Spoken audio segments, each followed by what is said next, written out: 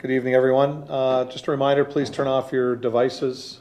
And just to remind all our delegations, you do have 10 minutes to speak. You'll come to the podium, state your name and your address. And then there's, on the speaker there's a little red button you just press to begin. So I'll call this council meeting to order. At this time, if I can call on staff for the national anthem.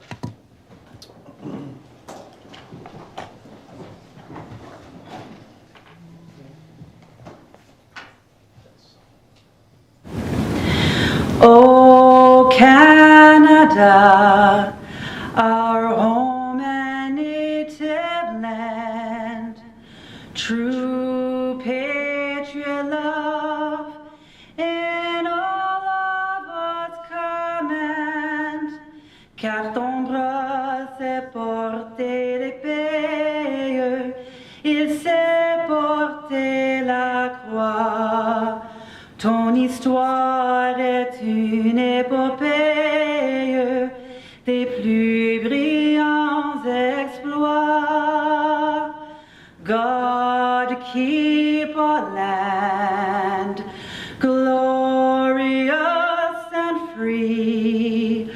Oh Canada, we stand on guard for thee.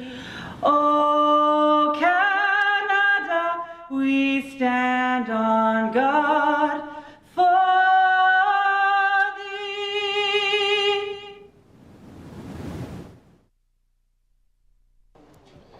Okay.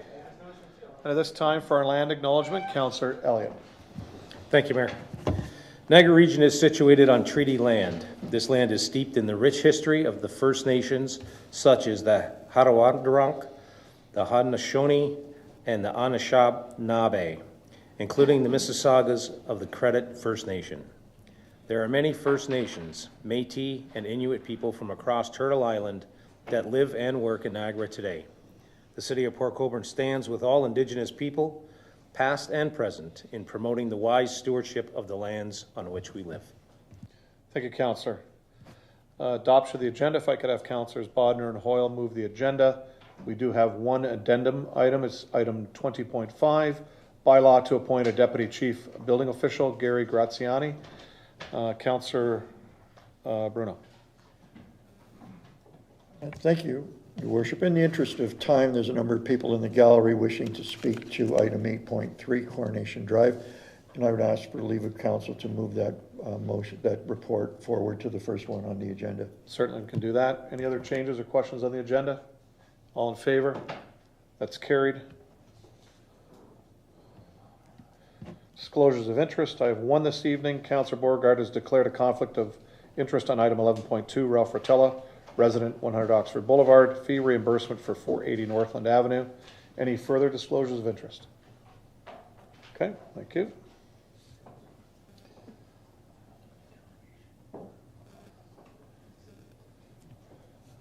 We have two sets of minutes, items 7.1 and 7.2, special council meeting July 11th and regular meeting of council July 18th, 2023. If I could have councillors Danch and Elliott move those. Are there any questions on either of those minutes? All in favor? That's carried. Staff reports. I have items 8.1, 8.2, and 8.3 being drawn this evening. Are there any other items? Seeing none, if I could have councillors Bruno and Bagu move the remainder of the items. And there is no discussion. All in favor? That's carried.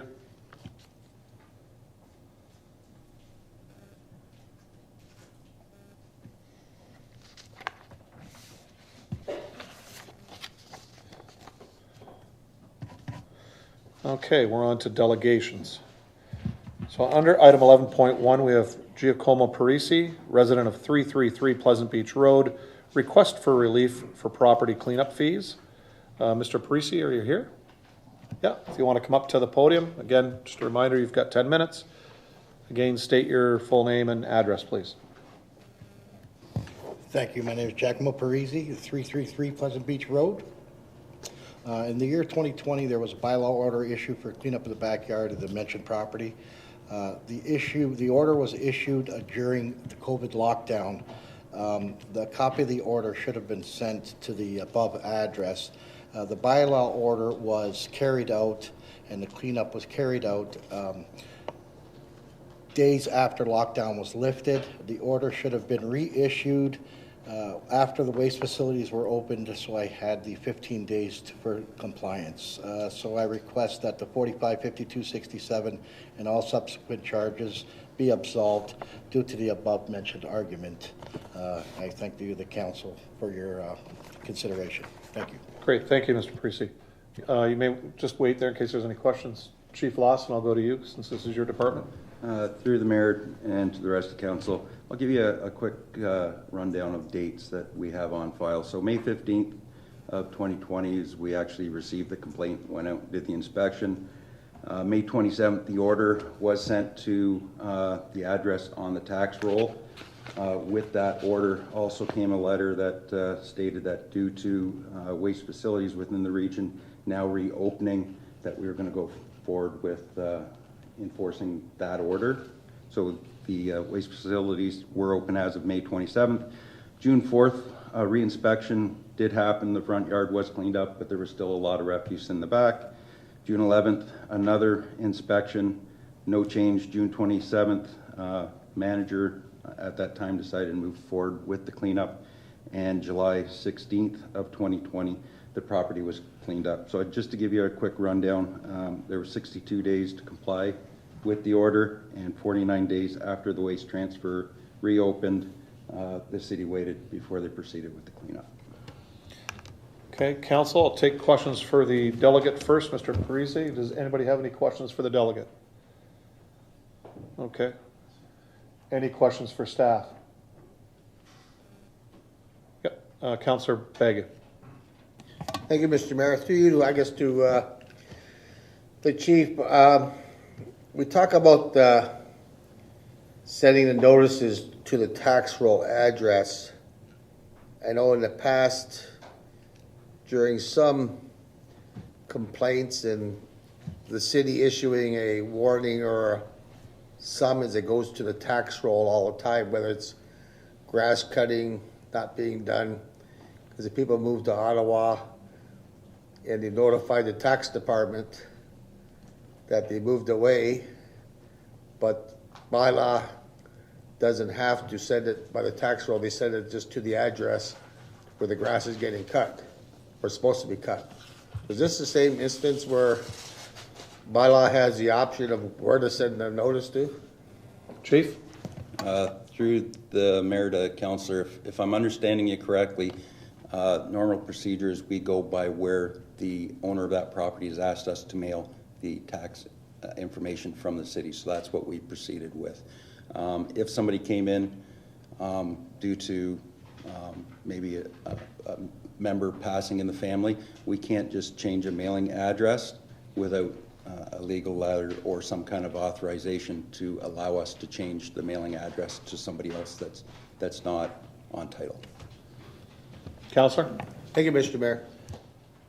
Councillor Beauregard? Through your worship to the chief.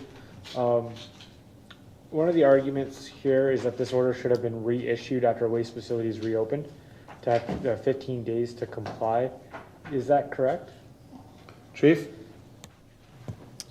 Through the mayor to council, depending on how we serve, it's usually 8 to 10 days, but there was more than 15 days here. May 27th, we did send a letter with the order. They were issued the same day that the waste facilities were or had reopened, and it was 49 days later that that the city went forward with the cleanup. Councillor? Further questions to either staff or Mr. Parisi? Okay, thank you, Mr. Parisi. Anything further, council? Seeing nothing? Okay. Our second delegation is 11.2, Ralph Rotella, resident 100 Oxford Boulevard, fee reimbursement for 480 Northland Avenue. And I just want to reiterate the disclosure of interest of Councillor Beauregard. Mr. Rotella.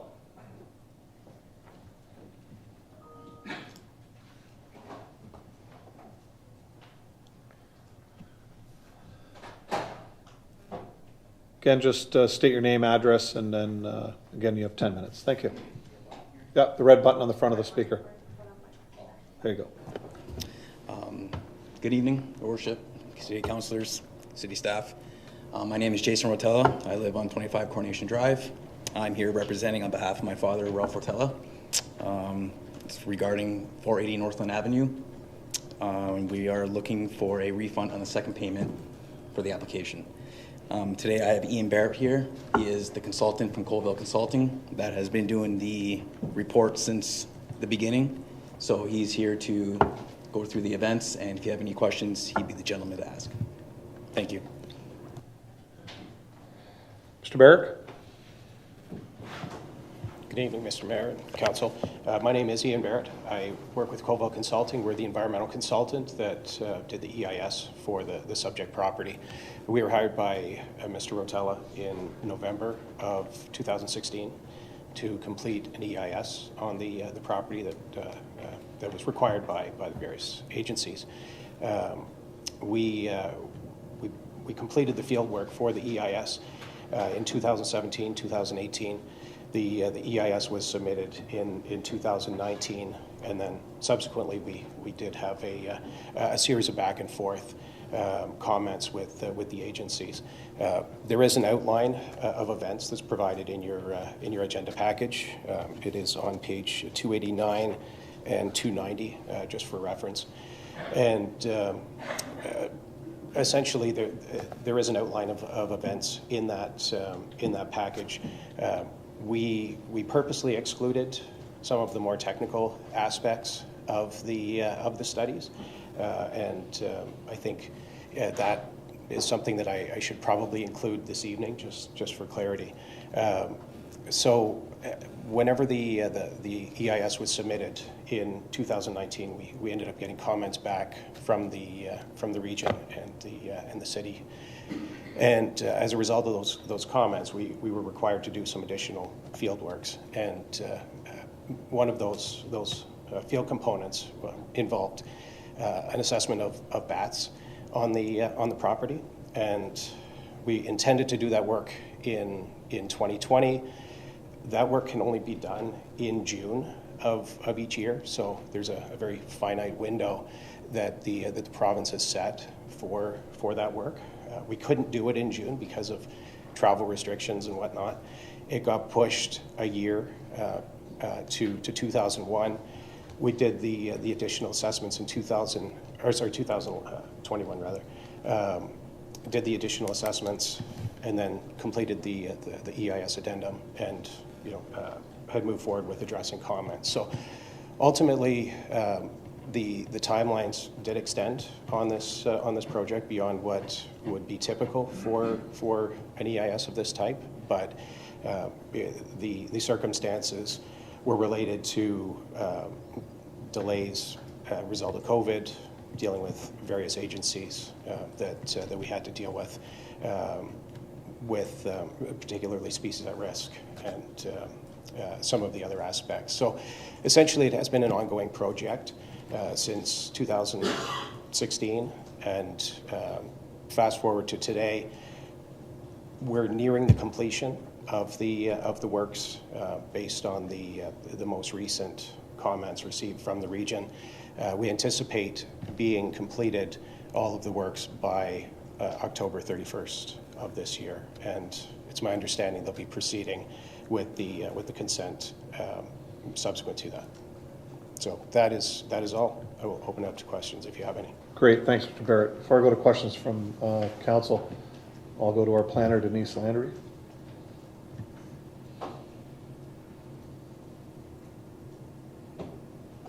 Thanks, Mr. Mayor. Did you want me to provide some background on the request for the relief of fees? Yes. Great, thank you. So the applicant applied to create 4 lots back in 2016. The planning report had gone to the Committee of Adjustment. Later on in the process, there were comments that indicated that an EIS was required to be submitted as part of the application. As such, staff at the time recommended that the application be adjourned and that the applicant prepare the EIS and then come back to the Committee of Adjustment to get a decision on the creation of the 4 lots.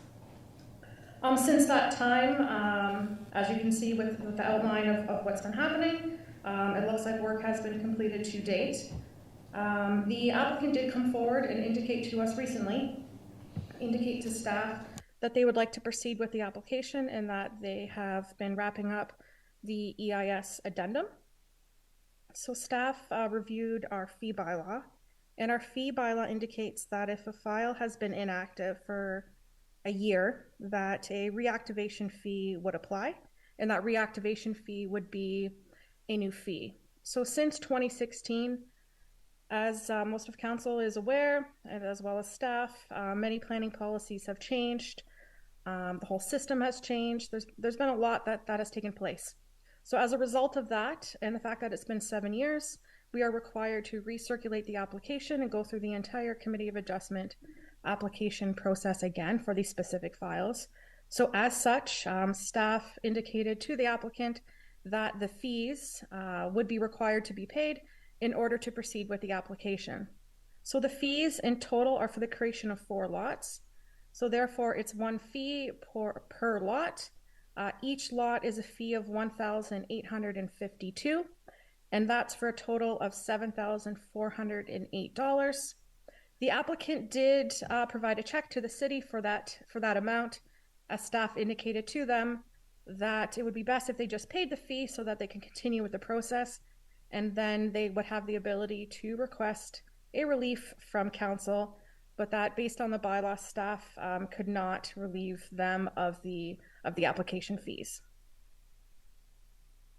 Happy to answer any questions. Great, thank you. Members of council, any questions to the speaker? Councillor Bruno? Thank you, Worship. Thank you, Denise, and to the consultant for that. I've spoken to Jason Rotella and to the presenter, and one of the things that's new to me tonight is our planner's use of the word inactive. And so my concern is that we want 2 things. We want people to apply and do good work and develop land in Port Colborne, and we don't want any ragging of the puck or unnecessary delays. So the consultant has provided a chronological list of what happened during that. I was struck by the fact that there are no really long delays in there, and the consultant, I'm sure, could fill in some blanks if council needed to. But I think to the crux of the matter is this something, maybe, Your Worship, through you to the consultant. I take it you work around the region or beyond. And so are you having projects like this where there's a consent and EIS comes in and it takes an inordinate amount of time because of either the nature of the EIS or delays caused by other agencies needing to comment? So I'm just wondering if you could kind of give us synopsis. Is Mr. Rotella's situation unique to Port Colborne? Do you have other files that have gone on this length of time or more? Mr. Barrett? Yes, through you, Your Worship. Every situation is different. It's based on the site specifics, and we do have files that have been completed in less time than this one, and we have files that have been ongoing for as much as 16 years.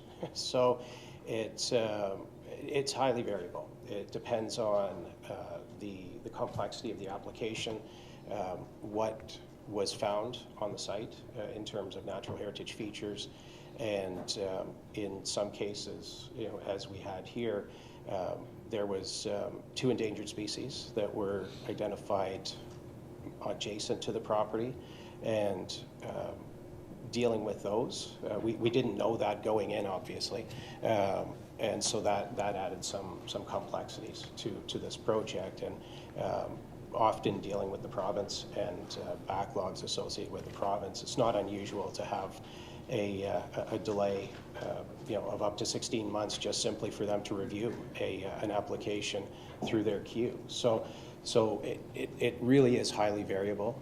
I have files that have been done in less time, files that have extended well beyond the timelines of this project.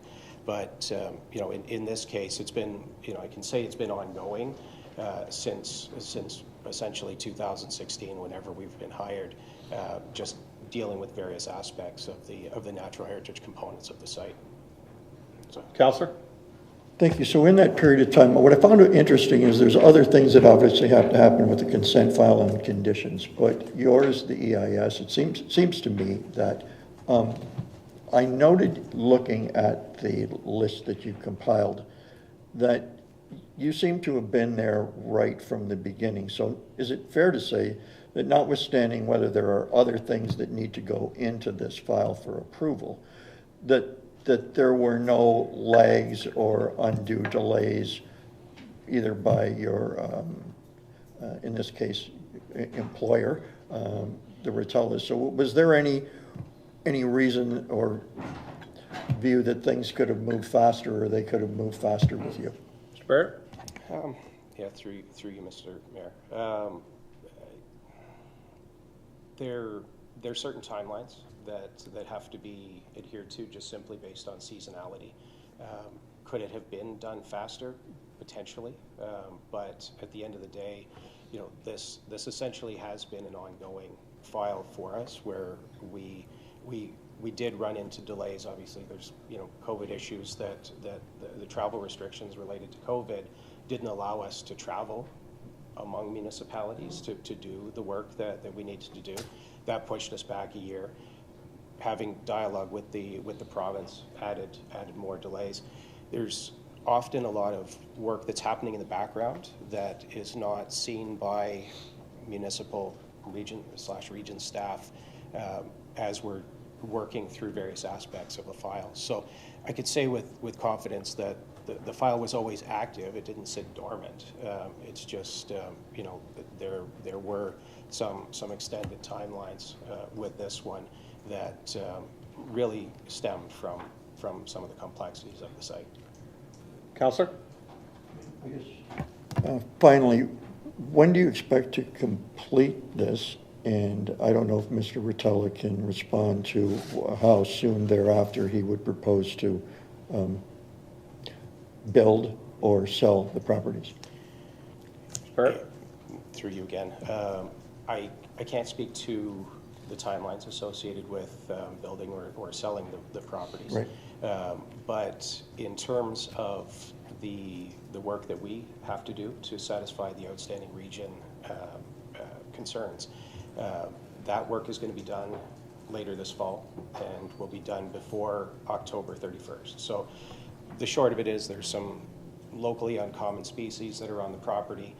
They're going to be relocated on the property to areas where they're not going to be affected by buildings on the property.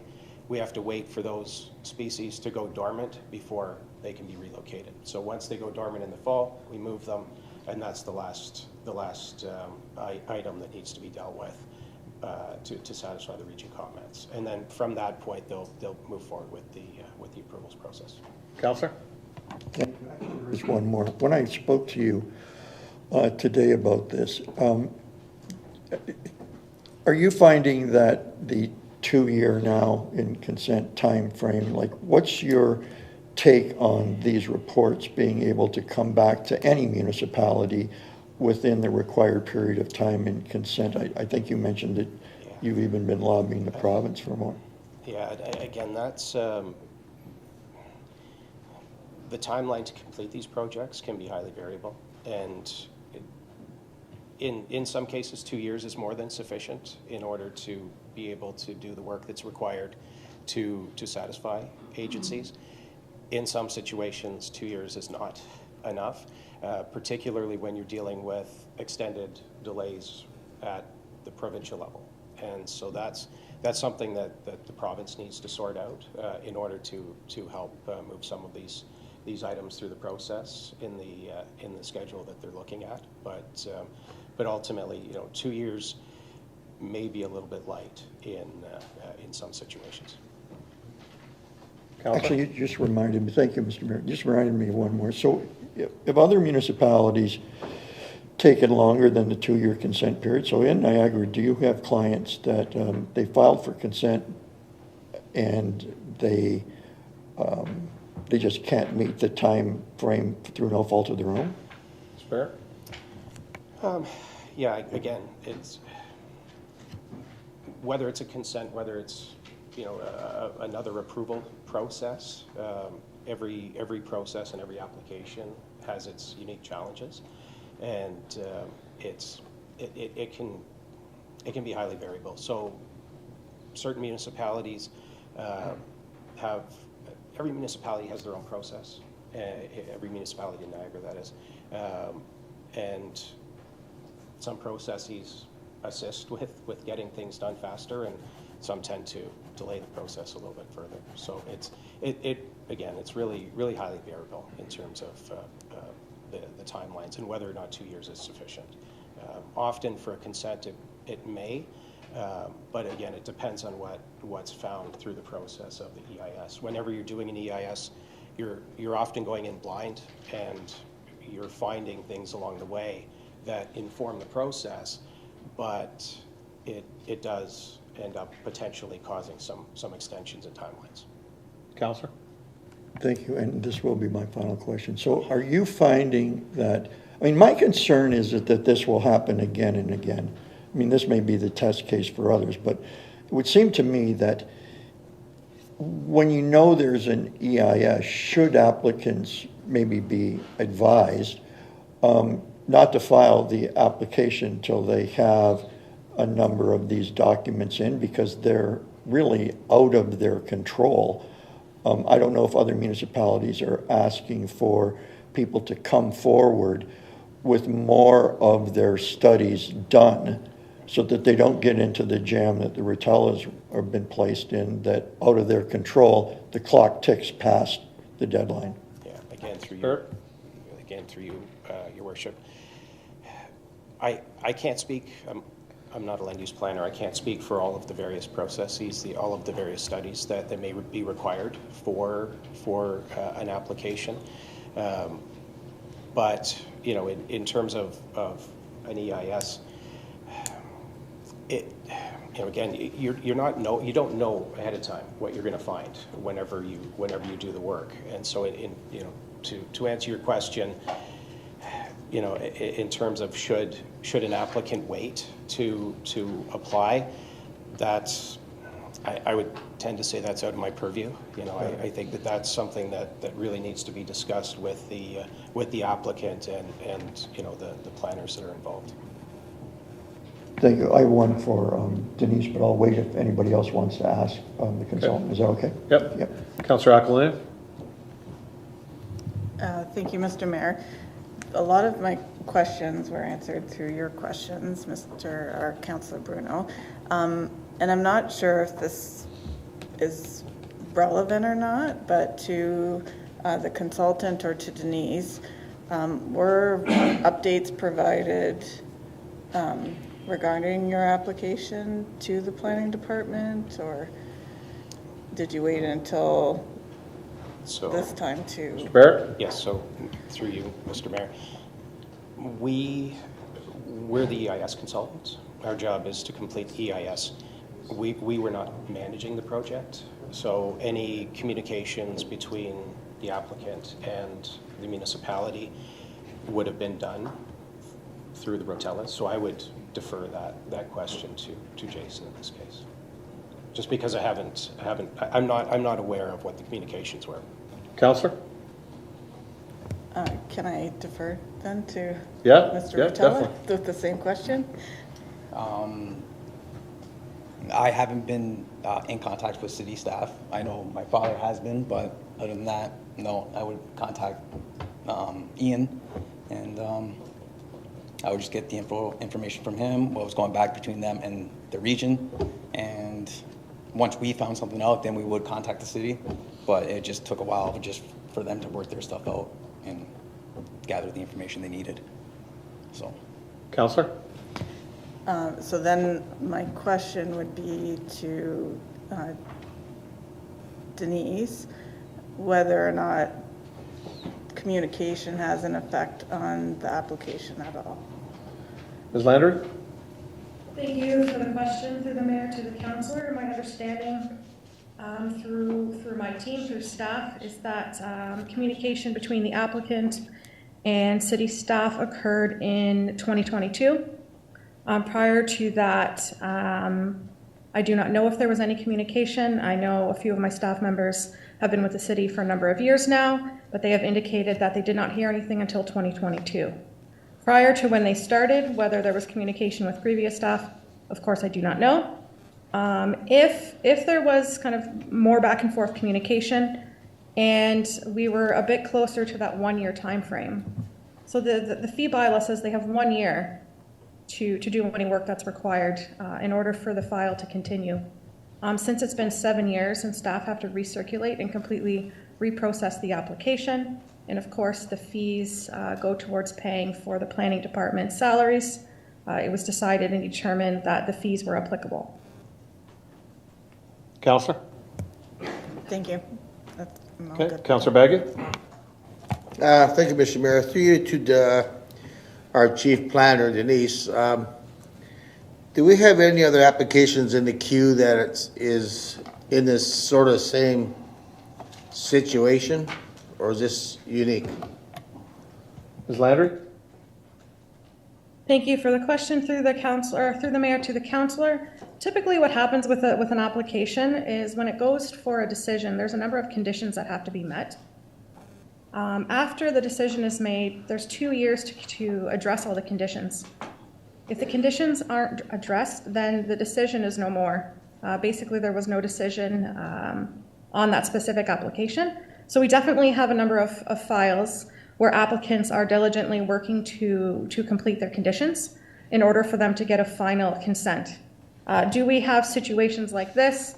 I'm going to say not to my knowledge. None other ones that have been brought up since I've been here for about 1.5 years. And I've also just received a message from my senior planner that he's also not aware of any applications similar to Mr. Rotella's. Counselor? Thank you, Mr. Mayor. One more question to our chief planner.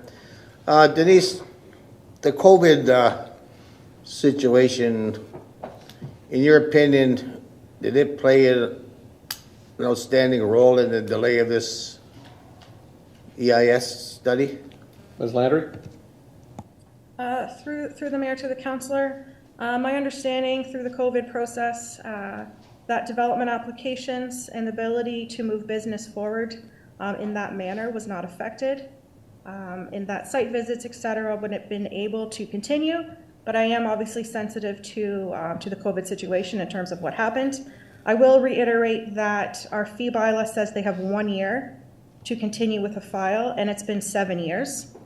If there was ability for lenience, if it was closer to the 1 year period, we may be in a better position. If I didn't have to recirculate and reprocess the application, then the fees wouldn't be required, as there would be minimal staff time to deal with the application. So because it's been 7 years and staff have to fully reprocess the application, it will be my opinion, and my opinion will always stand this way, that we need those fees to pay for staff salaries in order to process applications. Counselor? To you, Mr. Mayor. Thank you, Denise, and thank you, Mr. Mayor. Thank you, Counselor. Before I go to Counselor Bruno, any further questions for first-time speakers? Okay, Counselor Bruno?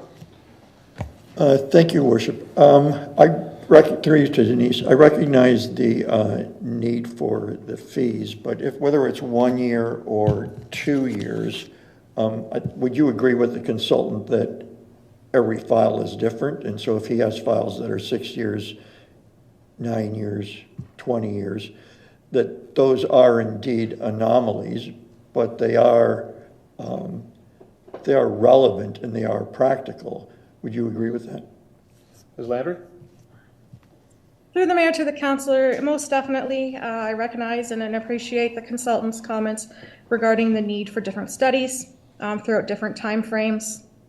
But similar to kind of to what I reiterated, when staff time is involved to move something forward, and we haven't heard about the application for some time, we will charge the fee, and of course I will always reference that they have the ability to go to council to make that decision to waive the fee. Similarly, if it had been 2 years, I probably still would have brought it to council for council's consideration. That's fine. Counselor? Thank you. I mean, I think that's fair. You have a job to do and you have prescribed time limits. I think the reason, and I'm glad that you did advise to come forward to council. So I guess I would say in summation that we've got a situation here where we obviously know through a third party that there was no undue delay relegated to by the applicant. If we want people to continue to develop here, I think it can't just be about the fee and the review. It has to be about the individual circumstance to the case. In this, if I thought there was any reason that there was undue delay by the applicant, I don't think I would be speaking as long or at all about this application. I do think this is a one-off, but I think all of us sitting here have no reason to believe from what we've heard that there was any undue delay. And to that extent, I would hope that we would be sensitive to that, not just tonight, but in the future, and not just on Committee of Adjustment files. I mean, at the end of the day, while this is an EIS, the applicant paid a fee. The application is still live with the region and the city, and there is nothing that could have changed this, from what I've heard, to fit inside 1 year or 2 years.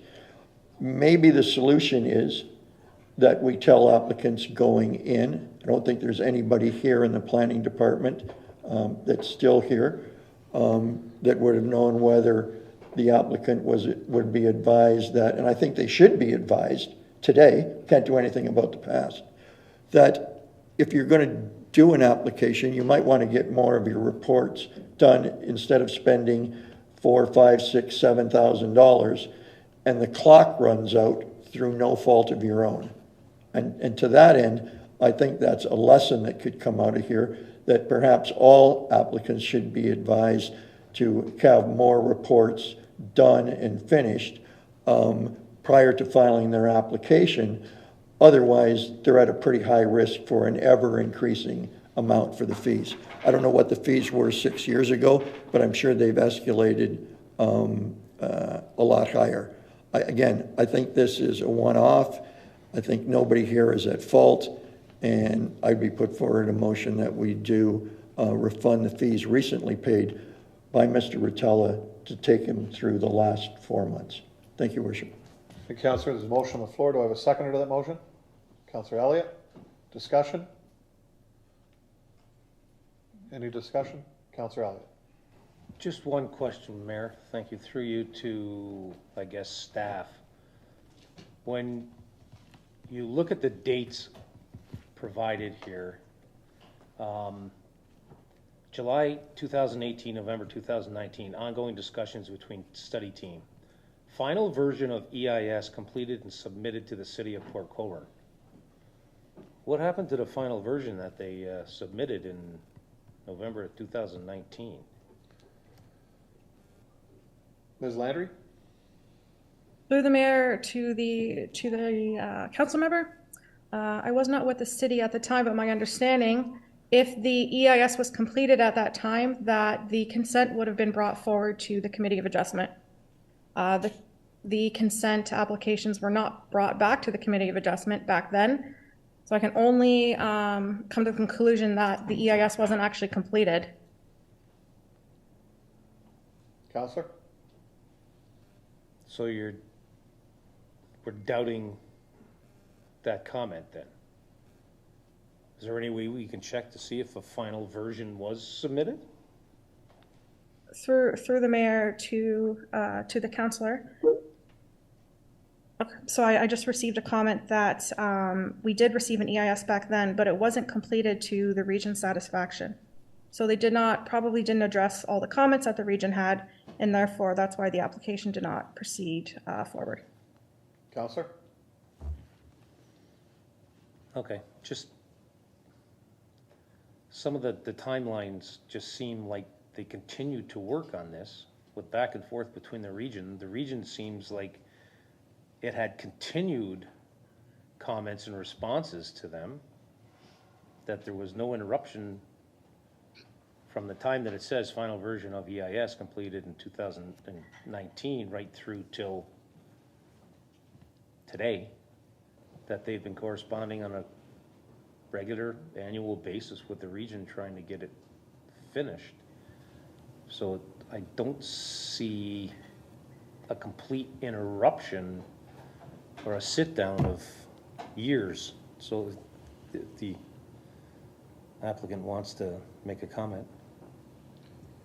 And I know there wasn't I know there wasn't a question directed to me, but in the timeline, if you extend beyond that submission date to February 2020, that's the date that we received comments from the region regarding the EIS submission, and it was those comments that necessitated us doing the additional work that has extended to today, essentially. So from 2019 until current, we've essentially been addressing comments that have been received from the region. And Mr. Barrett, based on your submission here, there have been a number of addendums going back and forth between you and the region, correct? That's correct. Okay, just want to clarify that. Thank you. Counselor? Well said. Further questions? Comments? Oh, Counselor Bodnar? Thank you, Mr. Mayor. I'm undecided whether I would support the full amount that Mr. Rotella has paid and is looking for relief from. Is it all or nothing, or is it a share of, or is it simply if this first motion is defeated that someone could bring forward another motion or a amendment to? The only reason I said that is these are real costs to the planning department for time going forward. When we set the fees each year, we look at the cost to the planning department, and someone is going to have to pay this fee at some point. Not the total fee, but there'll be increases in fees because the planning department didn't get the $7,408. I'm just wondering whether there's some amount that could be relieved on this rather than the whole thing. So I'll just throw that out there. Yeah, so to clarify that, Yep. so you would have to defeat the motion, Yep. and if somebody put a motion forward with a different amount, but the counselor asked for the full amount? Yep, That he is the did. motion on the Yep. floor. Yep. To amend that to a different amount really doesn't fulfill the motion that was initially put forward, so I won't accept that type of amendment, but Okay. again, if council wishes to something different, then that's up to you guys, but if this is passed, that's the amount that would be paid, or that would be returned to the proponent. Okay? Further questions or comments? Seeing none, all in favor? Opposed? So the motion is defeated. Councilor Bodnar. So because this is a little convoluted and ongoing, I certainly would put a motion forward that that $3,000 of that amount be credited to Mr. Rotella, and see where that goes to. Can I get a seconder of that? Councilor Bruno? Well, it's got to be put on the floor first. You'll second it? I got a seconder, Councilor Bruno. Councilor Bodnar? Do you have any more comments on this? Not right now. Okay, Councilor Bruno? Thank you. I appreciate Councillor Bodner's concern on this. My concern is that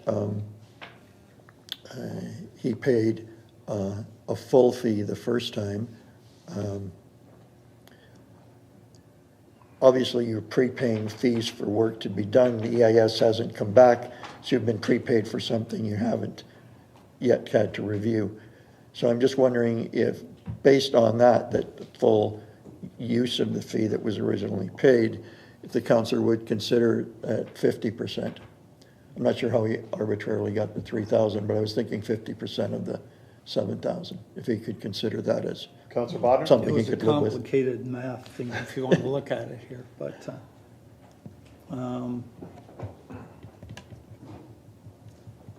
yeah, I would consider that, yeah. Thank you.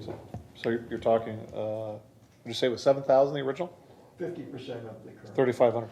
I don't know what the current fee is. Yeah, well, if you pass the motion, it's 50%. 50, we'll use 50%? Okay. 408 divided by 2. Yeah, so We'll work it out 30, with the carries. yeah, 37 and change. So 50% return? Is that all right? I'll take that as a friendly amendment, Councillor, because you made this. All right, so it's 50% of the fee. All right, further questions or comments? All in favor, raise your hand. All opposed? That's carried. Thank you, Mr. Rotella. Thank you, Mr. Barrett. Appreciate it.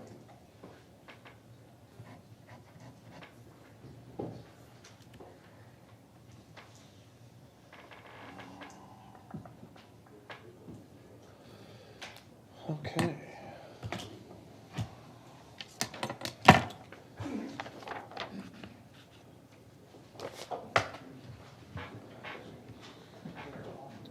Welcome back, Councillor.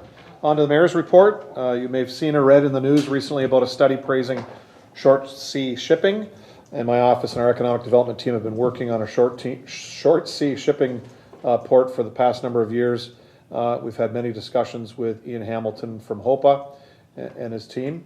We are pleased that an international study recognizes that what we've been saying. Short sea shipping between southern Ontario and the U.S. Great Lakes region means reduced highway and border congestion, lower greenhouse gas emissions, and improved supply chain resilience.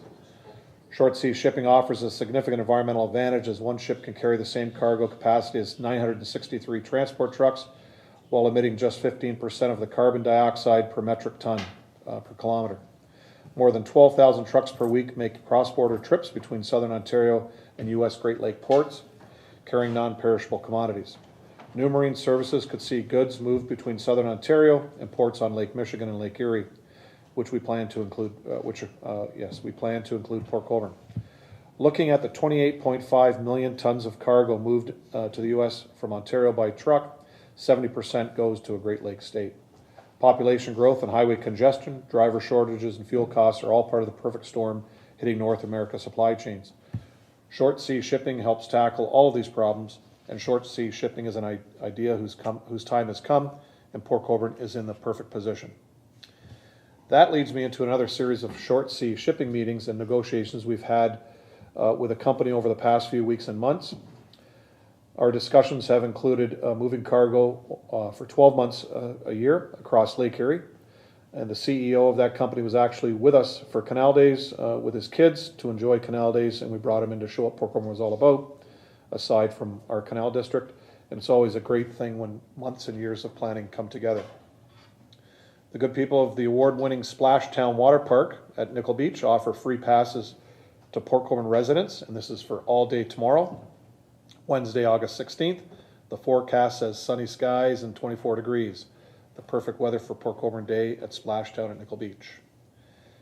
And the Board of Directors of the Port Colborne Historical and Marine Museum and the Friends of Roselawn invite everyone to join us for the Toronto All-Star Big Band Sunday afternoon, August the 27th. The All-Star Big Band is the final concert on the lawn for the summer at Roselawn. We do have another free concert coming up, including the Caverners this coming Sunday, August 20th at 7 p.m. at H.H. Noel Lakeview Park. The popular Caverners were rescheduled from Canal Days when we had to cancel the Monday concert in the park due to the rain and thunderstorm. So don't forget Caverners this Sunday at H.H. Noel. The rain in the afternoon and evening of Civic Holiday Monday put a damper on the last day of Canal Days, and we were all disappointed with that because I'm sure everybody was looking forward to the Elvis and the Caverners at the park and the closing of Canal Days along West Street, our children's zone, and over at the Valet Center.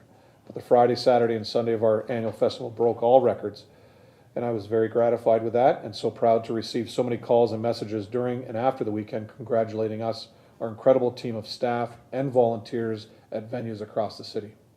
West Street and downtown were busy, as always, which is great to see for most of our local businesses. We have to remember some niche businesses don't benefit directly from Canal Days because of the nature of their goods and services, but overall the city benefits from the tremendous economic impact of the festival and the tens of thousands of people who come to Colborne. The new open carry beverage policy was a huge success in the gated festival area along the canal. Restaurants and bars set up special bars on West Street, served canned beer and coolers and special Canal Days drinks to go. It was great work with our downtown hospitality industry for this initiative, and I'm pleased it went very well. And on Saturday, after working the museum, my wife and I went and had lunch at the Lock and watched the band who was playing, a bunch of friends of mine that play in it. One thing I did notice, the majority of people carrying a drink down West Street were older. And I mean older. Like there was some people that were in their 80s. You could tell they were of that era with a cocktail walking down West Street. It wasn't just open game for young people. It was majority of, I would say 45 and over were the majority of those. So it was actually, yeah, it was, I saw you too, Councillor. The kids zone in Seaway Park looked better than ever. Cars were lined up at 6 a.m. to take part in the car show at the Valet Center. I believe they broke their record of over 850 cars, which they set last year. And the Optimus Craft Show was a hit with more vendors, a bigger show, and greater attendance. More visitors and residents bought tickets for the Lighthouse tours than ever before. As I said, my wife and I volunteered at the museum gate. More people attended the events, activities, and music and at the museum than ever before. Usually Deb and I know about half the visitors through the gate, but there were so many new faces this year. We met people from Kitchener, Simcoe, London, Burlington, Toronto, Western New York, Ohio, and even California. The concerts Friday and Saturday night at H.H. Knoll drew record numbers. It was an historic moment for us to toast Chris Madronich and his award-winning band Gravely on the same stage as Glorious Sons. And the big surprise was Gravely beer, custom brewed by our very own Breakwall Brewing Company on Clarence Street, and this was for the Canal Day special occasion. That was the highlight this year with regards to Gravely playing, and they did win the Rock Search, which was the same award that the Glorious Sons won a number of years back, so it was pretty cool having Gravely opening up and the Glorious Sons playing later. And then we were able to tip back a couple of cold ones up on stage with Chris and his crew from Gravely. The rain held off Sunday night before the boat parade of lights and the EM Cotter fireboat. We had 10 minutes or so of fireworks. Then the rain came down in buckets for about 10 minutes, and then we had the last 10 minutes or so of fireworks. So kudos to the thousands of you who stayed. And it was kind of funny watching people run to their cars because it probably took them as long to get to their car. If you're already wet, stay wet and enjoy the show. That's what I say. And as I said, I'm very gratified with regards to Canal Days and proud of our city for putting heart and soul into the 45th Annual Canal Days Festival. But I want to go back to our volunteers. These events don't happen. And this is our biggest event in the city that the city operates out of the 12 months. But the other events that we run all rely on great volunteers, our great community groups that come out, and we couldn't do it without them. Our staff are fantastic, and we've told them that numerous times, but the volunteer is the one that is kind of that glue that holds everything together as you're putting all this together. So here or there ends my report. Any questions? Seeing none. The regional councillor is not here this evening. Are there any questions with regards to regional items? Great, perfect. On to staff remarks. Mr. Louie. Sure, through your worship to council, I just wanted to reiterate your comments about Canal Days, particularly around volunteers and staff members who help to administer and operate the festival. We did have some staff changes in July, but the rest of the group came together and I think really did a bang-up job of putting the festival on. I think that volunteers in particular, but dozens of city staff from the fire department to economic development and tourism, parks, roads, water, communications, finance, really across the board, whether they were acting in their own capacity or they were coming back to volunteer as bartenders or ambassadors or any part of the festival. And I think it's important for people to know that this festival is very, very well planned. We've already started the planning for next year's festival. It's not a case of trying to figure it out as we go along. Excuse me. Obviously, we had some weather that came, a little bit of rain on Friday, not very much, 2 minutes or so, a little bit during the fireworks on Sunday, and then on Monday, and we had some cancellations. Also took some criticism from some people who told us it certainly wasn't going to rain and there was no need to cancel on social media. Those folks turned out to be on a different weather service than us. We monitored weather through the whole weekend through emergency services, security, police, and so on. On Saturday, I think our closest lightning strike was 863 miles, 200 and some odd kilometers, so that's a different unit of measure on Sunday. And finally on Monday, 23 kilometers, within 25 kilometers. So we went through a protocol that's established to close first, the children's play area at Seaway Park and the carnival rides. Of course, our stage is rated for 80-kilometer-an-hour winds. We don't want to have an emergency evacuation like our friends at Boots and Hearts did this past weekend. It's very hard to move that many people out of an area very quickly. So in order to prevent that eventuality, we did make the decision to cancel those concerts.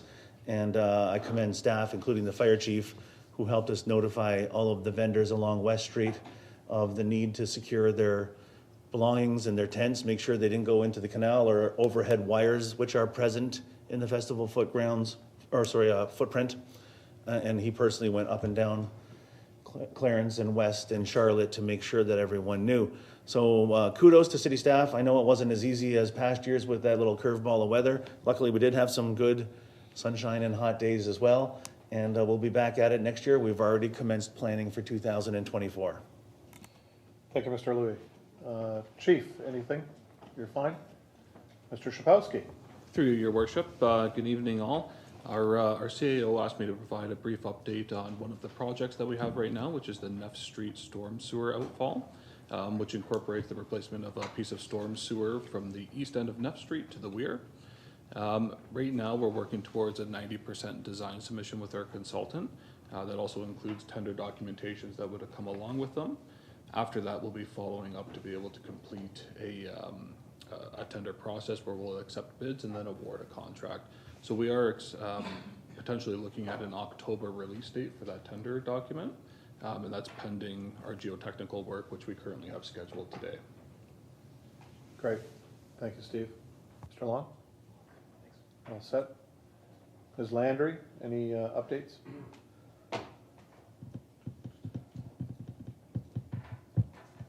None? Okay. Councilors' remarks. Councilor Bodnar. Thank you, Mr. Mayor. Through you to Steve. Steve, in regards to the sight lines at the trail crossing on the on each of the roads, last year there was brush clearing back far. It was fabulous, absolutely fabulous. How do we determine whether it's needed again, or is it simply scheduled in, or are we satisfied with how it is right now? It just seems there's a couple of spots where it's growing kind of aggressively. Mr. Shapowski? Yep, through your worship. So we do have an annual cycle, so usually it's completed at least 2 times a year, but it is part of the biweekly inspection that happens on our trail inspections. So if there are certain areas, they would book someone in, but they are looking at it from a sight line perspective as to they're coming to the stop sign on the trail, looking both ways, how far they can see, and then judging as how fast cars would be going through. So if there are areas that need attention, we can take a look at that, and I can also get our manager to take a look at those areas as well, just to determine if there are any current issues there that need to be addressed. Councilor? Councilor Hoyle? I just like to say thanks for staff for helping me out on a few things, so I'm good. Okay. Councilor Danch? A couple of things with Steve going on there. I appreciate his time and the emails back and forth. That Neff Street line, Steve, I didn't even ask you this because I just found it this morning, but that resident on King Street there just south of Neff, they flooded again, like I don't know what they're gonna do. I mean, I think they're just about to the point where they don't even have insurance anymore. We gotta get that pipe in the ground. I know it's torrential rains that does it, but we seem to be getting them more often, but that's all I have, thank you. Thank you. Councillor Elliott? Thank you, Mayor. I guess it's a pick on the Director of Public Works night tonight. A couple of phone calls with regards to speed on Clarence Street. It seems that ever since we opened Clarence to Cement Road, traffic has increased and speeds have really increased. I know because I live at the corner of Rose Mountain and Clarence, and I have noticed when people are eastbound on Clarence, once they go through the 2 stops by the school, when they get to the second one, it's step on it to get down to Steel Street as fast as you can. Got a couple of complaints from further down into Westwood Part 1, where it kind of snakes through, where the speeds are picking up. It almost seems like it's a race to go from Cement Road through. And I'm just concerned that with more development going down there, the road's going to get busier. School starts in a few weeks. I did put up some of those slow down signs on my yard, and it seems like people don't understand slow down, and it seems like they thought it said speed up. I don't know if it was in reaction to those signs, but something needs to be done if we can take a look at that. And I'm not sure exactly what we can do, but something needs to be done. Steve? Through you, Your Worship. So we do have our manager of infrastructure. He's going to be bringing a report in early September about some of the traffic studies that we do have on the docket right now. This is one that we can add to that too, and we can take a look. No guarantees we'll be able to get through it, but we can take a look and maybe talk about some preliminary steps for Clarence Street. Perfect. I'll also pass it along to our staff sergeant. They have blitzed that area in the past over the last year or two. And majority of people they catch are the people that live in the area, which is kind of disappointing, but you're right. Yeah. So I'll let the staff sergeant know to step up. And I know that area during always the first week of school, that whole area, Steel, is blitzed with officers, specifically on the first 2 or 3 days. You'll see them. They'll be blitzing areas in Port Colborne. So, but I'll send out a note. All right. Good. Thanks. Councillor Bruno? Thank you, Your Worship. This was kind of late breaking today, and it was an interesting question. I'm not sure who to address this through. It may be to Mr. Szapowski. Steve, there's a number of, they've stopped now, but a number of truckloads of dirt that are brought in from, I believe, the Empire Old John Deere site or in Welland into by Elm Street and into the back of our industrial park, and I think still on the lands of Meadow Heights. And I'm just wondering, I'm making the assumption that all of that is tested or pre-tested going in, but the question really is do we monitor that, or can we? And the other one was that it's stacked quite high, almost like a sort of a new hill or mountain rather than being leveled out. Are there any parameters around that? What happens? Is it going to be moved around? Can we double check on the test results on that dirt, or what is that process, if you do know? Steve? Thank you, Mr. Mayor. Through you, Your Worship. So depending on the site and what the material is, it'll typically go through a site alteration permit through the city of Port Colborne, which will seek approval for either permanent replacement or even a temporary holding site. Typically when it's leaving a site like the old John Deere site, there would be environmental testing that's done on the site, and then there is pretty extensive tracking for each truckload that actually leaves the site to make sure it's going to the site that's actually approved through the province. So I'm not sure if Denise might know if we have an approved site alteration permit. If not, it's something we can definitely discuss tomorrow and see what's happening on that site. Yeah, we can look at that as well and govern that through the process. Okay, so he'll get back to you on that? Yeah. Or did Denise have, would she know? I thought that's what she. Yeah. Mr. Schultz is there, so we'll have Mr. Schultz? Yeah, thank you, Mr. Mayor. I can jump in here. To my knowledge, I don't believe we do have an approved site alteration permit for that site. However, within our site alteration bylaw, there are exemptions, and one of those exemptions are for lands that are being developed as a subdivision. So that technically wouldn't have to go through a site alteration permit because the approvals are looked at through the grading of the site and the site servicing that's taking place. So those things are looked at already. With respect to environmental testing and things like that, there are measures in place with the new Excess Soils Act with the Ministry of the Environment. So if there are concerns with that, residents are able to call the ministry to have them come out and look. They will investigate the source and determine that the proper studies and reports have been completed to be able to ensure that that soil can be transported there. Hope that answers the question. Sure, yeah. I don't know, thank you. I don't know if you could forward me for the resident that contact number so they can do their own inquiry there. And if Steve Steele, if he could get back to me on the height, or maybe that's something they would know. Thank you, Mr. Mayor. Great, thank you. Mr. Schultz, you'll provide that to council? For sure. Great, thank you. Councilor Baggio. Thank you, Mr. Mayor. A few things. That Clarence Street speeding, I know when we first got our speed radar signs, we had 2 radar signs put on Clarence Street. And then when I asked for the information, apparently the computer wasn't working properly, so the city lost all the information on Clarence Street speeding stuff. So hopefully we can put it back there again and redo the survey. Would be appreciated, and that's one thing.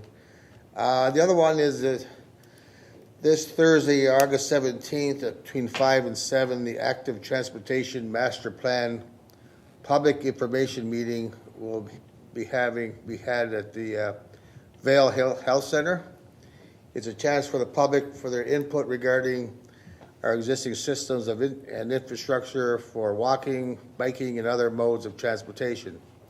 So if you want input on the master plan, I urge any resident to show up this Thursday between 5 and 7 at the Vale Center. The last item, Mr. Mayor, I guess is for you, or PR. The Cavalier is coming on August 20th. Because I noticed the parking restriction signs are still up, does that mean the participate passes is still in effect for August 20th concert? CAO. For your worship to Councillor Baggio, it's a great question. The answer is a little bit slippery. I'll give it to you. So we left the signs up permanently from now on to avoid the cost of taking them down and putting them back up. But the signs say that it's paid parking during special events. Canal Days is a special event. We're going to be careful to make sure that we tell people that those concerts in the park that are not on Canal Days are not special events. So what that means is parking is not paid or a payment is not required. I have staff working in the back end to make it so that if a person tries to log on to the payment portal, it'll come up with a $0 figure. So it's not going to let you pay $20 if parking is supposed to be free otherwise. So that's the plan, to make sure that someone doesn't pay $20 when paid parking is not required. Councillor? Thank you, Mr. CEO. If we could maybe put that on social media and our website tomorrow morning, AM, I think the residents would be appreciated. And I know we can bring our lawn chairs to the concert, am I right? You always could have, Councillor. Well, in the front, actually. You always could have. Oh, Monday. Monday was never on restricted. Monday, yeah. Yeah, so you could, same rules we had during Canal Days. Okay, that's good, Mr. Mayor. Thank you. Councillor Borgard, you're all set. Councillor Aquilina. Thank you, Mr. Mayor. I first would like to send thank yous and gratitudes to city staff and all the volunteers for Canal Days, because I know how much work and time is put into all the planning and preparation. I also would like to send a thanks to Bylaw. They've been very, I don't want to say cooperative, that's not the word I was looking for, but very helpful in terms of some issues that have been happening with residents, as well as Public Works. There was a complaint lodged, and both departments were very quick to respond and take action. So thank you. Thank you, Councillor. Okay. On to items requiring separate discussion. We are going to 8.3 first.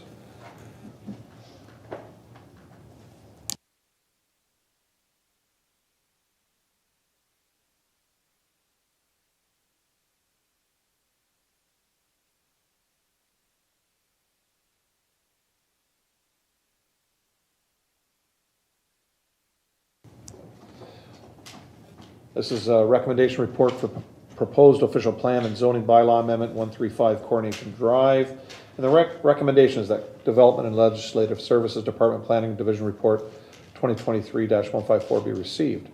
That the official plan amendment attached as Appendix A of Planning Division Report 2023-154 be approved. That the zoning bylaw amendment attached as Appendix B of Planning Division Report 2023-154 be approved with the recommended holding provision. Councillor Bruno.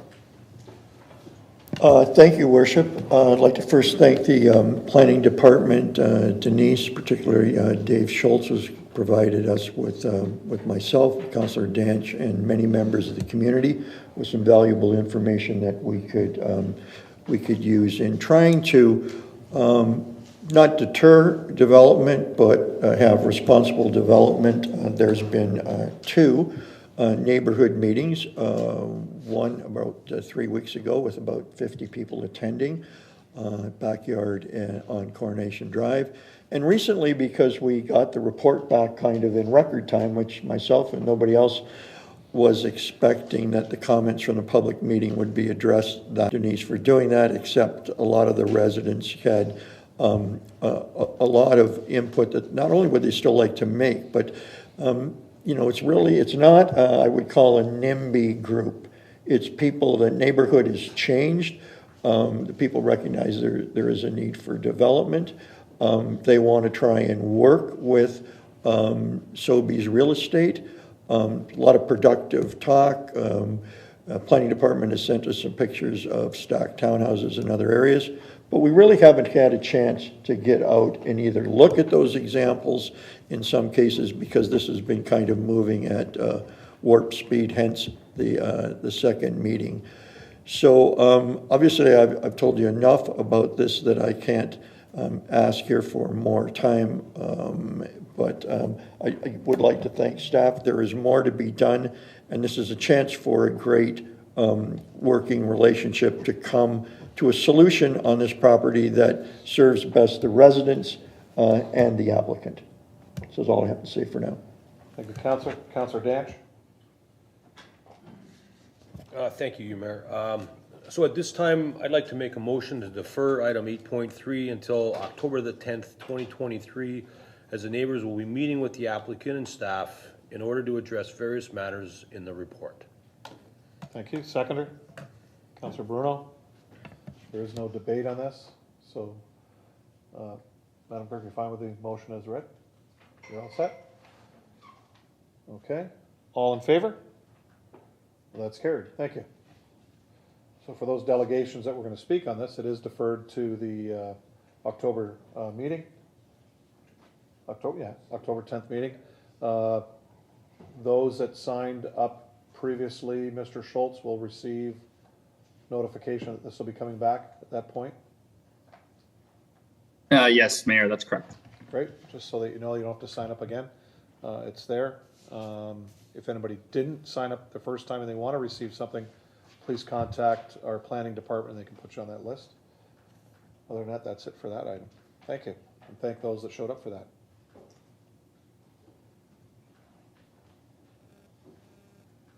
Okay. Item 8.1.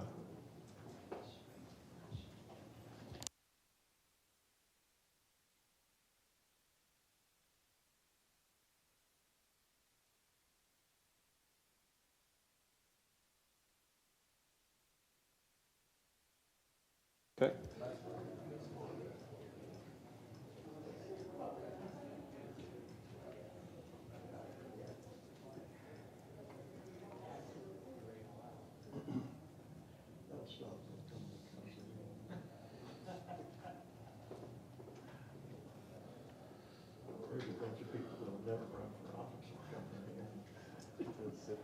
Okay, item 8.1 is Port Colborne District Conservation Club and the Discharge of Firearms Bylaw 2023 update.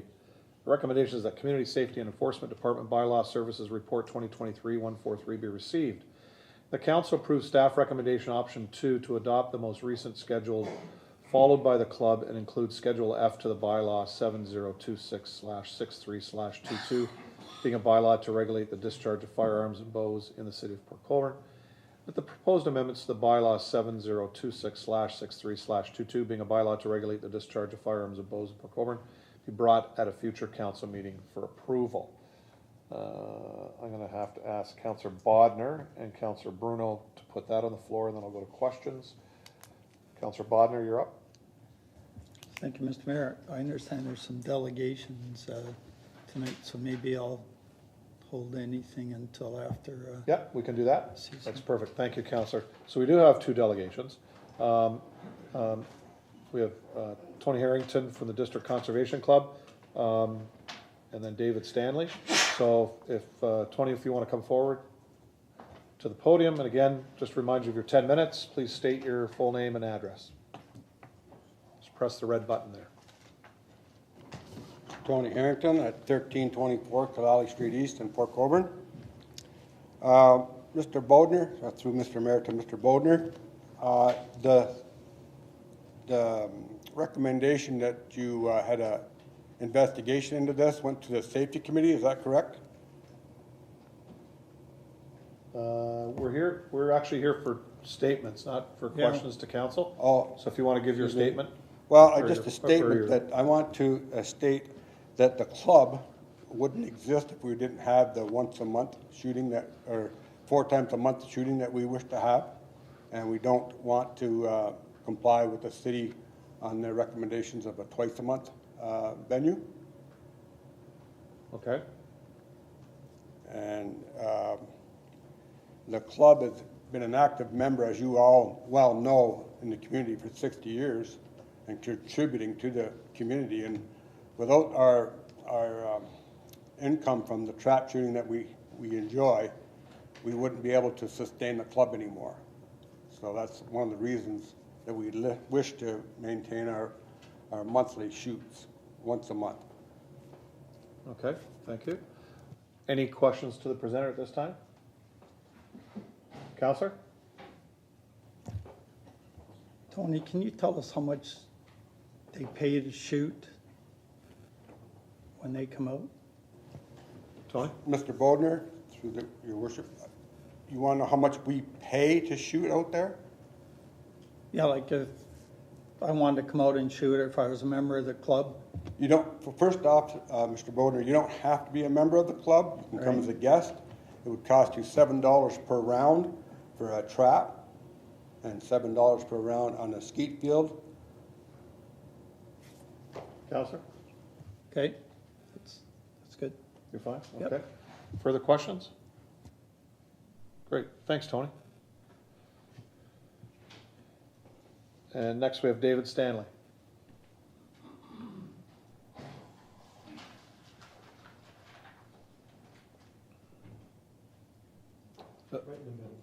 Right there. Evening, Your Worship. My name is David Stanley. I'm the range officer of the Port Colborne Conservation Club. I'm a Welland resident, 19 Haywood Court. Perfect, thank you. So, just to get that out of the way. So I'd just like to give a little background of the club for those of you that aren't as familiar with it as some of us are. As Tony mentioned, it's been in existence for 60 years. It's a not-for-profit club. And it's been in the area a lot longer than a lot of the houses around. It's currently has 50 members, 32 of the members are active shooters, and we encourage women and youth shooters to join. And the club is compliant with existing zoning and bylaws. For those of you that aren't familiar, shooting ranges are inspected every 2 years by the CFO. The last time we were inspected was November 22nd of, or November of 2022. The schedule is published on the club website, but we've been shooting weekly for the past 16 months without issues. And this spring, the Niagara Regional Police were contacted twice, and they inspected the club during shoots, and there were no violations, provincial or bylaw issues. The club has land use letters with south and east adjacent properties. I provided those to the city, I think yesterday, so hopefully you have a copy of those. We've had these land use letters since the early 2000s, and the CFO asked that we update them this year, so we did. There's also air gun shoots. They're regulated by the CFO as air guns. The speed of the round is considered a gun, and they typically shoot in the summer. And with the closure requested through the city and the council, these shoots were suspended over the summer, and they have a provincial championship that was scheduled for September. That was canceled, and there's lots of people from out of the region that attend, so there's lots of revenue for the region from that. As Tony mentioned, the Conservation Club has been in the community for decades, long before I came about 20 years ago to the region. It's been involved in Sports Fest. We have been involved in the Kids Fishing Derby, the 444 tournament. We give back to the community by financing fishing docks, the Girl Guides camp at the club in the wintertime, and we provide scholarships and funding for post-secondary students.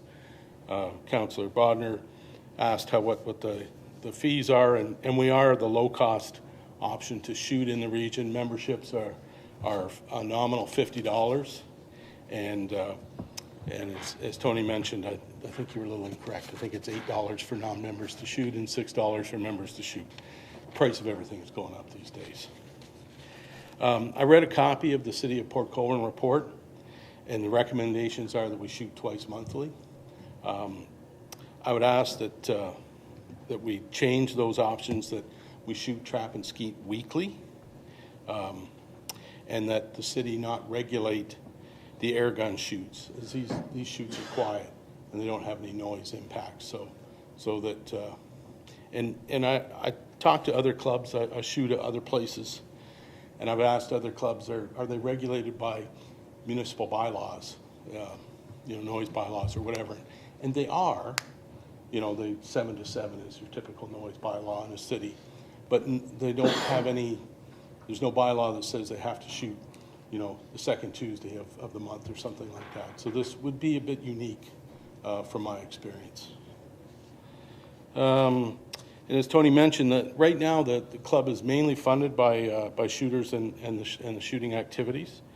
So that if we lose the ability to shoot, we'll lose members, and the club may close, and it'll be a valuable community member that would be lost, and probably won't come back. And the club has been closed since June, when the city sent the letter to the CFO that they examine us. So we've lost activities for the summer, even though we were compliant with the bylaws and the zoning. And, the CFO was going to come out and re-inspect us, which is fine. We have no issues with that. I'm sure we'll pass. I've been this range officer since 2016, and we've passed every time. A few minor conditions to satisfy, but no big problems. So we're going to need a letter from the city or an email back to the CFO stating that please re-inspect this, and let us continue on. And I'd be happy to answer any questions. Thank you very much for your time. Great, thanks, Mr. Stanley. Questions? Councillor Aquilina. Through you, Mr. Mayor, to the speaker. In your statement, you indicated that you've been shooting weekly. Correct. Without any incidents. But that's not true, because I've fielded several complaints from neighbors. I've spoken to the executive about the complaints. The census from the residents is that they're not interested in closing your club down. They see the value of your club, but they're asking for cooperation in managing the amount of shoots that you're doing, because it's impacting them greatly. So some of that's not fully correct, because the executive has been made aware of this, and I've notated all of the complaints to the executive about this. So They weren't forwarded to me, so I don't. okay, don't but have I it. don't. Yeah, Okay. and I think the neighbors are, from what I understand, are willing to work with the club to determine what's feasible, but when people are outside trying to enjoy their backyard, and every Sunday there's shooting going on between 5 hours, it's hard to enjoy your backyard. So I just wanted to let you know that those are some of the concerns that the residents have had. Can I respond? Yep, definitely. I do recall there was one complaint, a Sunday shoot. But we have land use agreement letters that I provided them with, 3 of the 4 sides. Well, just the one western landowner, we haven't come to an agreement, but the other 3 have no issues with it, and they're immediately adjacent to the club. So I don't know what else to say. Councillor? Through you, Mr. Mayor. I believe 2 of those are farmland, correct? So there might not be as much of an impact on them? Only one is farmland, but correct me, Andy lives across the road. Yeah. So he lives across the road, so he's in the area. Okay. And then the 2 are immediately adjacent, a couple of 100 yards away. Okay. And when the CFO came to the club, is the land agreements the only thing that they brought forward that needed to be taken care of or updated? They wanted those updated, and they want to re-inspect the club. So to make sure that we're shooting lanes are safe, and our shot fall zones are safe as well. Okay, so there's potentially more work than other than the land agreements that have to be done? No, the shooting zones and such have been the same for, we changed the skeet range 2 years ago, updated it, adjusted it, but it was approved in 2020, 2019 and 2022, and I assume it'll be approved in, when we're re-inspected. And the trap range, that hasn't changed in decades, so it'll remain the same. Okay. Okay, thank you. Councillor Bruno? Thank you, David. You seem like a reasonable guy. I like the history lesson. We obviously hear from constituents. You're one of them. Not just because you live in Welland, the club is, members are. I find after 59 years of peace in the valley, things seem to have changed. And I didn't know what your take is, if you wouldn't mind. Well, times change. I do a lot of, I heard EIS work mentioned earlier, and I'm an environmental biologist by training, so I know how things change. And the club wants to be reasonable and work with folks. And again, but it's been there for 60 years, and we have land use letters with the 3 people that should be most, 3 of the 4 that should be most impacted by it. So, they're fine with the activity. You know, again, we're asking that we shoot once a week, and that will likely sustain the club, and we'll be able to continue on. And I think we figure it costs us about $12,000 a year to maintain the club, taxes and such. So we have to generate that amount of money. The fees are only $50 for a membership. We've got 50 members. That doesn't cover it. So our monthly meet shoots, as we call them, they generate, about $500 to $1,000 a month. So between that pretty much pays for the club. So that's how we'd like to continue moving on. Councillor Brown? Thank you. You're set, Councillor Brown? Great, thank you. Any further questions to the Councillor Bonner? I know some of the history of the club, a lot of friends that are in that club and have been there. And the club is very well thought of until recently, when there was some changes and it seemed to have gone downhill in some of the neighbors' eyes. And you're putting a lot of emphasis on making money from shooting that may bother some folks. Have you thought of changing your pricing structure so that you could live with the proposed number of shoots that you've done over the years? You said yourself that things have gone up in price. It seems $6 is rather inexpensive for a shoot.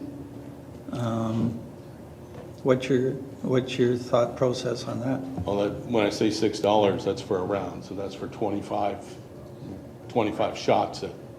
So if you're out there and you're an enthusiast, you probably shoot more than 25 rounds each time. You're probably 4 or 5 boxes.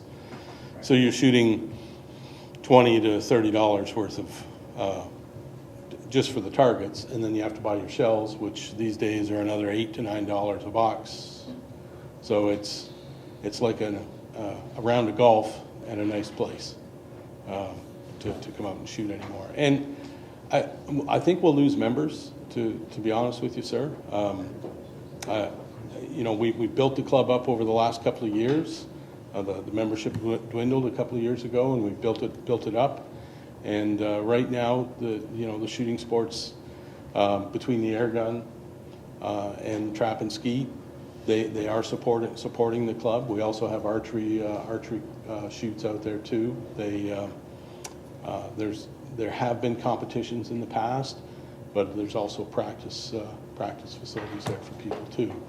So and to maintain it, right now, really the target or the shooting sports are maintaining the facilities, as well as giving back to the community, whether it's scholarships or docks or things that people ask for.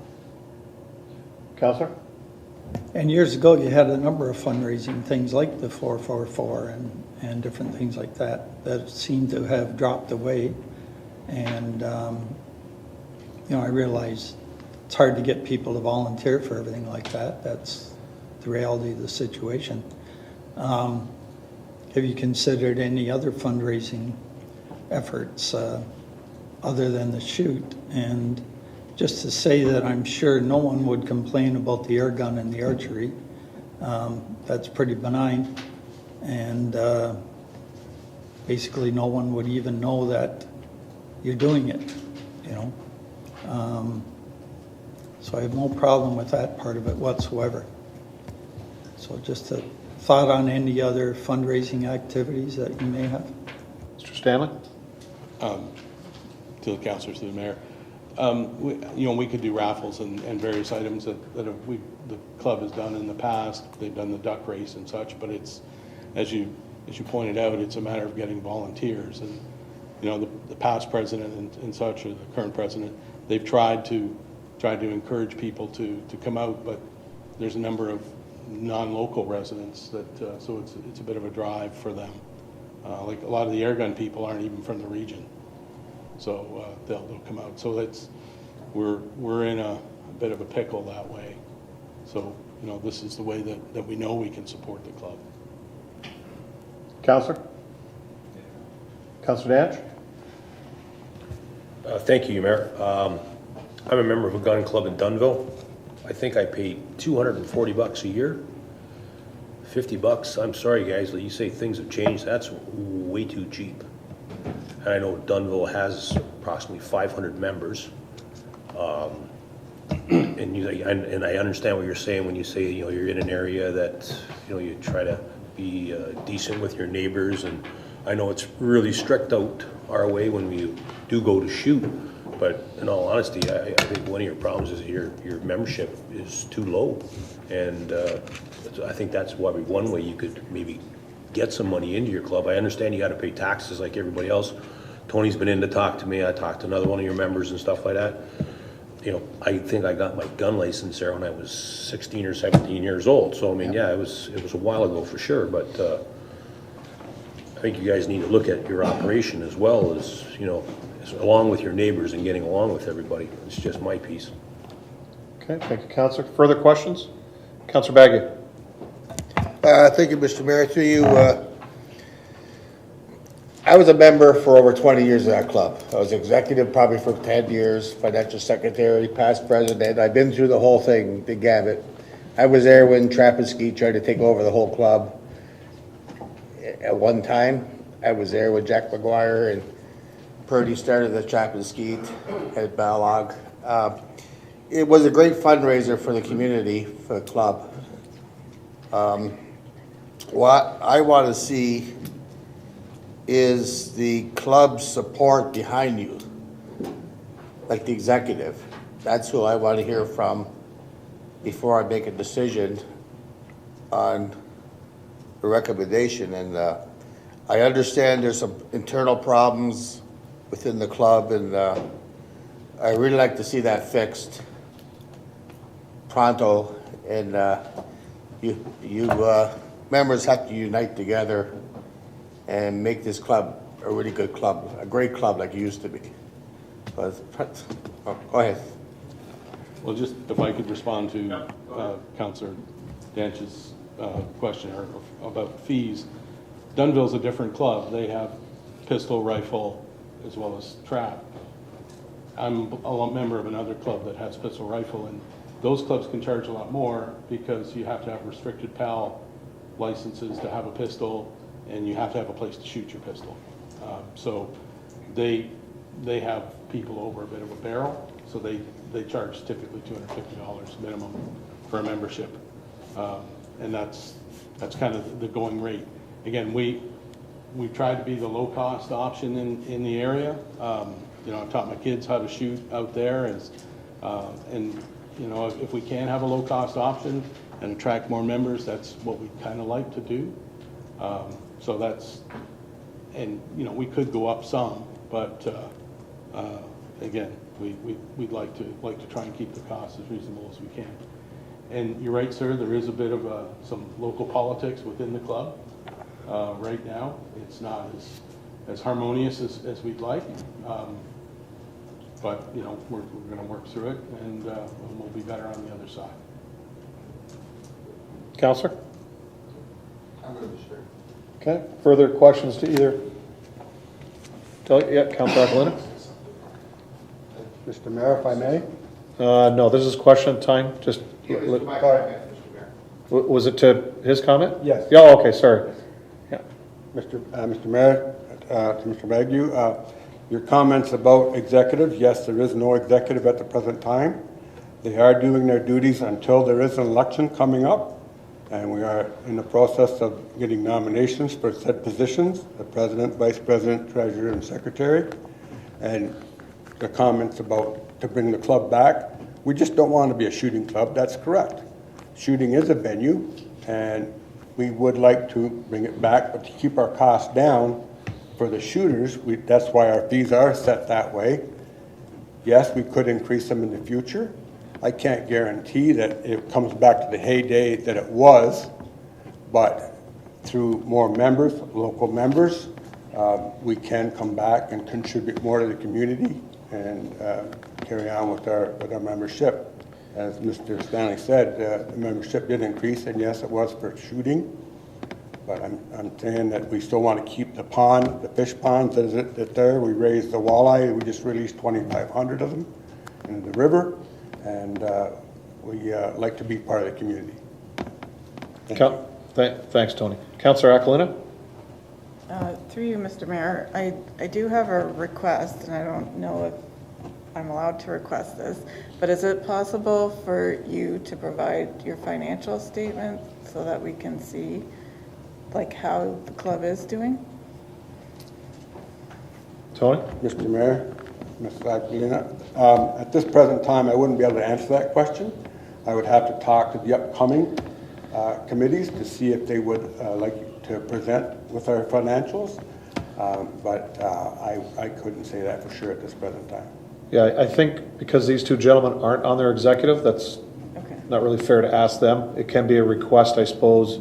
We could have the CAO send to their executive.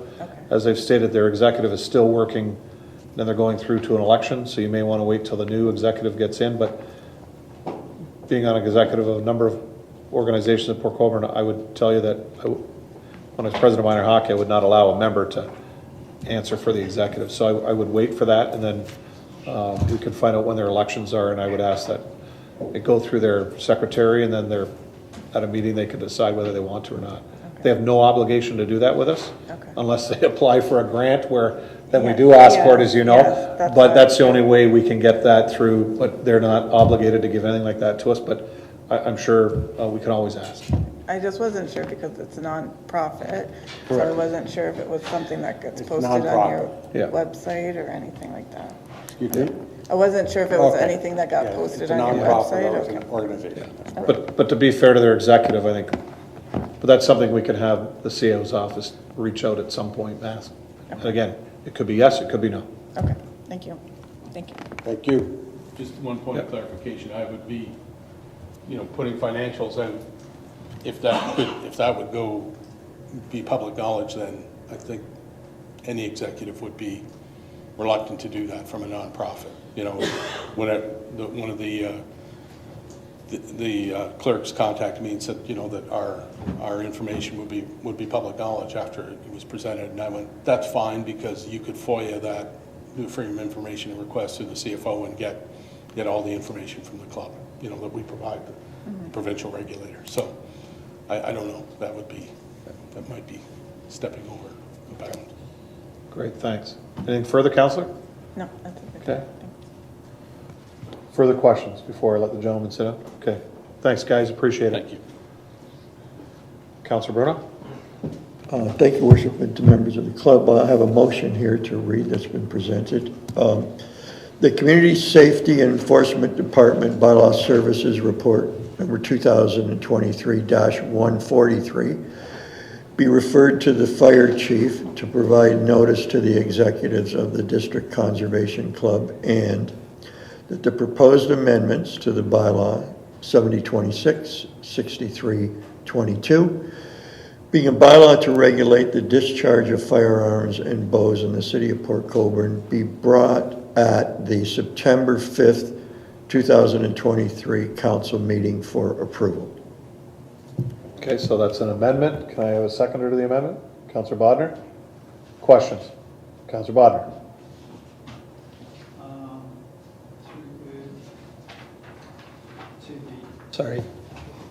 Through you to the chief, should we be a friendly amendment, maybe, okay, you decide, that we also include, I guess what we'll call recreational shooting, brought into that bylaw, that will come back to us, so we don't have to do that again? Would that be a proper way to do it, Chief? Chief Lawson. Through the mayor to council, just to clarify, you're speaking to maybe people that are doing recreational shooting like the club does in a in an area that's not governed by or has permission from the province to do so. Is that what we're touching on? I believe that that would be appropriate at this time if council agrees to it. Okay, since you moved that as a friendly amendment to include recreational shooting aside from the club? Sure. It really doesn't have anything to do with the club because but this would be in other areas of the city. You're fine with that? Sure. Okay, you're all right? And that would be a recommendation.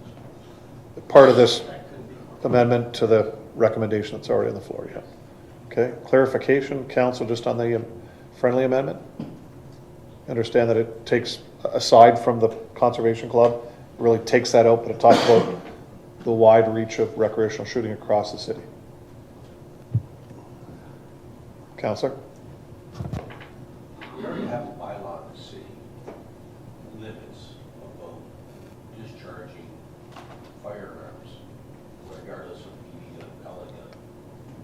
Don't get me wrong, guys, because I'm a gun owner like you, and I have a 1,300 per foot pellet gun, which would probably be what you consider an airsoft, right? An air gun, right?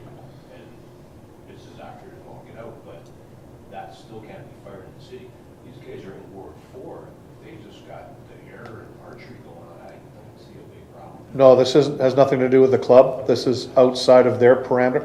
They're already governed by the province. This is other properties within the municipality. So if you had 100 acres out on Brookfield Road, and you had 20 guys come over all of a sudden you start blasting things, I think that's what the councilor's talking about.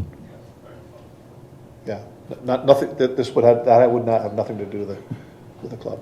Am I correct on that, Chief Lawson? Through the mayor to council, I believe that's the friendly amendment. Yep. Yeah. Okay. All right. Questions on the amendment to the motion that was already put on the floor? Questions?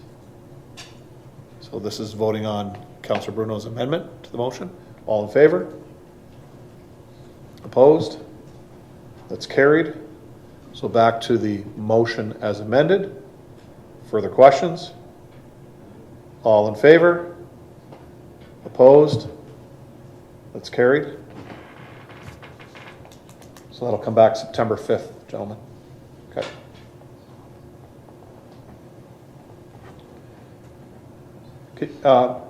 Tony, can you let us know when the elections, if they take place between now and then, or when you guys plan? Can you let us know? No, you can you let us know? Is that fine? Yeah, just so we know. There may not be elections, or just may be acclimated to position if there's no way to go forward. Yeah, just let us know when the transition takes place, just so we know. Good, thanks, guys.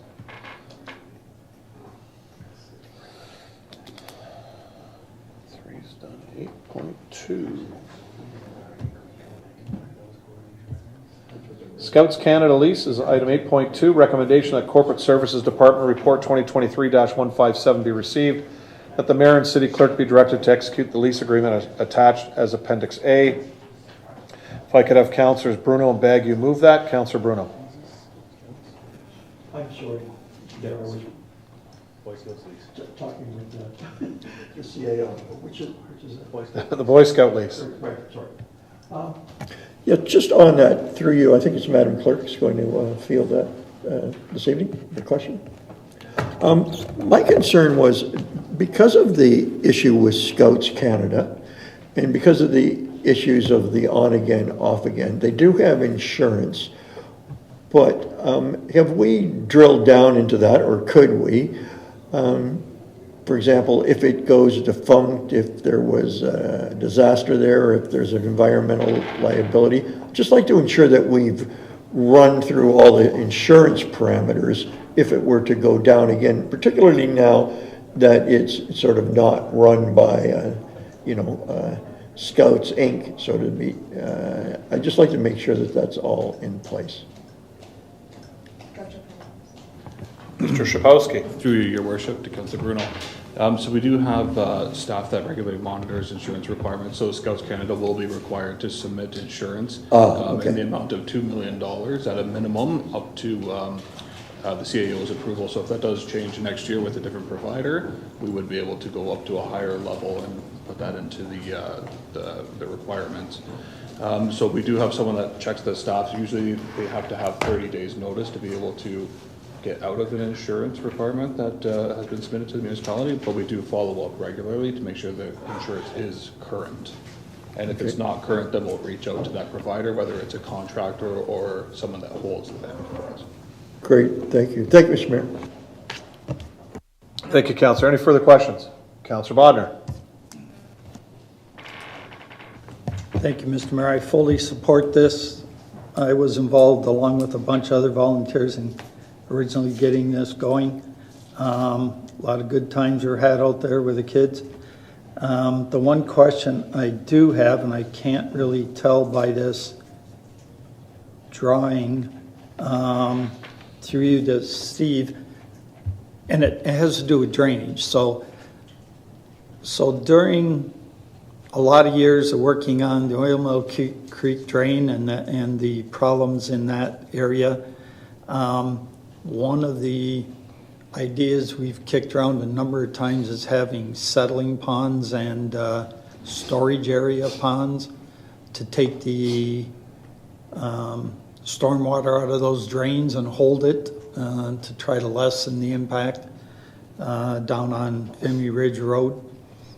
And I just wonder, I never did see a plan exactly where those ponds may go if they would ever be, a possibility. But I know there was grants that could be applied for and everything. So just the question is, doing this, is that going to mess up any of our ability to put ponds in, or is there still enough area there to put it in? Sorry to spring it on you. I just thought of it. I would give you a heads up, but thanks. Through you, Your Worship, Councillor Bodnar. So the areas we've talked about before for settlement ponds are actually a little farther to the east. Basically north of the tennis courts, we were talking about putting larger ponds in there that would incorporate or tie into the Oil Mill Creek.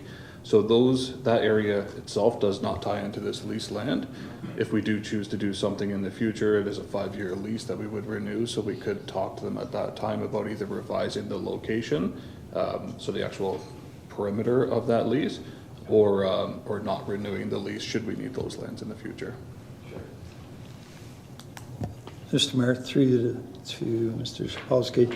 So we could negotiate a way to get the water through from the drain to those ponds if there was. I just wouldn't want to see this really good idea become a burden on something else that could help people out that have been living for years and years down at the other end of that drain. Thanks. Steve? Yep, through you, Your Worship, that is correct. So the oil mill drain would take place off of that whole lease that goes from the Oil Mill Creek directly to that pond. It would take place out of that leased land area. Great, thank you, Councillor. Further questions? All in favor? That's carried.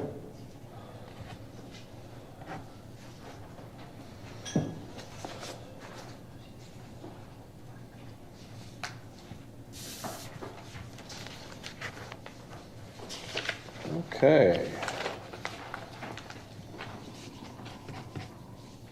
Any notices of motion this evening, Council? Seeing none. We have minutes of boards and committees. We have 19.1, 19.2, 19.3. If I could have Councillors Bruno and Baggio move the Environmental Advisory Committee May 10th, Port Colborne Historical and Marine Museum Board June 20th, and Port Colborne Public Library Board May 3rd and July 5th, all of 2023. Questions to any of those minutes? Councillor Bodnar. Just as I was looking through those, the Environmental Committee meeting is from May 10th. It just seems like a long time that we're getting those minutes now. If there was something that we could have reacted to there, or something we didn't like, or I don't know. I'm just thinking, it just seems like it's a long time to get those minutes to us. And I think that was brought up one other time. I don't know whether I did it or not, but I can remember. CAO? I'm going to ask the clerk to correct me if I'm wrong, but I think the answer way back when it was brought up was the committee themselves have to approve their last set of minutes. So their committee approved, not draft. So if they have a January meeting with minutes, those minutes don't get approved till, if it's quarterly, the March meeting, and then they come to an April meeting. So some of these, if they haven't had a meeting due to their meeting schedule to approve the minutes of their last meeting, we're not getting them because they've had an absence of meetings. So sometimes if you have, I see environmental is May, it does seem like a long time. I don't see when historical was July 12th? Oh, yeah, so the environmental advisory was in July, the second meeting. So in July, they approved the May meetings. You've got them here in August. Marine Museum, I think the 20th of June, and this one is Library, May 3rd and July 5th. I don't know if they had a June meeting. So I think that's why you're getting them delayed. Okay. Further questions? All in favor? That's carried.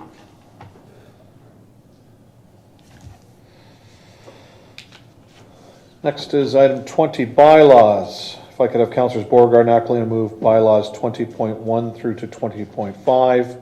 Are there any questions on any of the bylaws? All in favor? That's carried. At this time, we adjourn our public meeting.